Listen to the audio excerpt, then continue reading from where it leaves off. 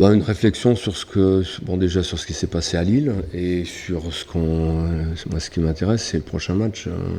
Voilà, ce qui a déclenché. S'il y a quelque chose à déclencher, c'est surtout ça. Qu'est-ce qu'on va faire pour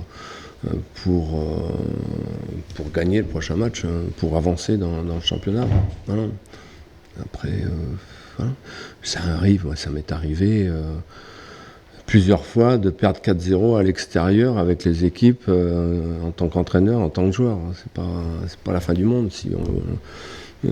J'ai vu qu'on était en crise, j'ai vu que ceci, j'ai vu que cela. Si vous êtes en crise à Clermont quand vous êtes en première division, effectivement, je pense que non, j'ai autre chose à faire.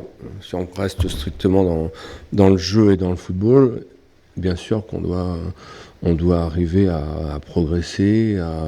On a fait certaines choses à l'envers. On leur a donné des bâtons pour se faire taper dessus. C'est évident, c'est une équipe qui aime bien presser. Nous, on a toujours essayé de repartir de derrière proprement, donc on rentrait dans leur jeu. Voilà. Après, on a fait de grosses erreurs sur des buts, pas sur tous les buts, mais sur des buts. Et contre cette équipe-là, c'est pas simple. Voilà. Mais bon, on est depuis le début de saison. C'est ce qui me déplaît, c'est qu'on est un coup ça va, un coup ça va pas. Ça allait pas contre Strasbourg. On a rectifié sur le deuxième match, je pense d'une manière relativement brillante, même si on n'a pas pu gagner. Je pense qu'on méritait de gagner. Voilà, un coup ça va, un coup ça va pas, et moi ça me convient. C'est ça qui me convient pas. On manque de constance dans ce qu'on fait, Donc il faut qu'on soit beaucoup plus constant du début à la fin du match. Oui, en plus j'étais au match parce que j'ai fait le déplacement avec l'équipe, mais ouais, ça a été compliqué. Et après, comme toujours, on a envie de jouer.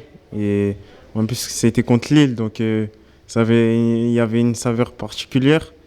Et malgré tout, j'aurais voulu jouer, mais c'est comme ça. J'ai pas pu. Et dans tous les cas, j'étais pas encore à 100% pour aider l'équipe. Ouais, non, il faut un championnat magnifique. J'allais dire par rapport aussi à leur budget, par rapport au départ. On peut penser par rapport aux joueurs, moi je pense qu'ils surperforment pas. Je pense qu'ils vont rester en haut toute la saison parce qu'ils jouent très bien au football, parce qu'ils sont bien équilibrés, parce qu'ils ont une dynamique collective qui est très intéressante. Donc ils n'ont rien volé, surtout rien volé. On voit à tous les matchs, quand on est capable de tenir la dragée haute au PSG 2 fois en une semaine ou 15 jours, il n'y a pas de hasard. C'est une équipe qui est très très très très forte à tous les niveaux, avec des bons joueurs, avec des joueurs, chacun est à sa place, avec des mecs qui sont bons devant, des mecs qui courent au milieu, des mecs qui défendent derrière, et ils avancent comme ça. Et c'est une équipe. C'est le sens du football aussi, et c'est une équipe que j'aime beaucoup. Ça me plaît de les voir jouer en tout cas. J'aborde ce match comme tous, parce que tous les matchs sont compliqués. Brest, c'est une belle équipe. Et même quand j'étais à Lille, c'était toujours compliqué de jouer contre Brest. Et on va donner le maximum. Et moi-même, vu que je reviens, j'aurai la fin. Et je vais tout donner sur le terrain. Faire le dos rond, il faut faire plus que le dos rond, il faut comprendre des points. On ne peut pas se contenter de perdre 1-0 ou 2-0 contre ces équipes-là. La logique voudrait que, mais moi ça me va pas du tout. On va être combatif et il faut qu'on prenne des points.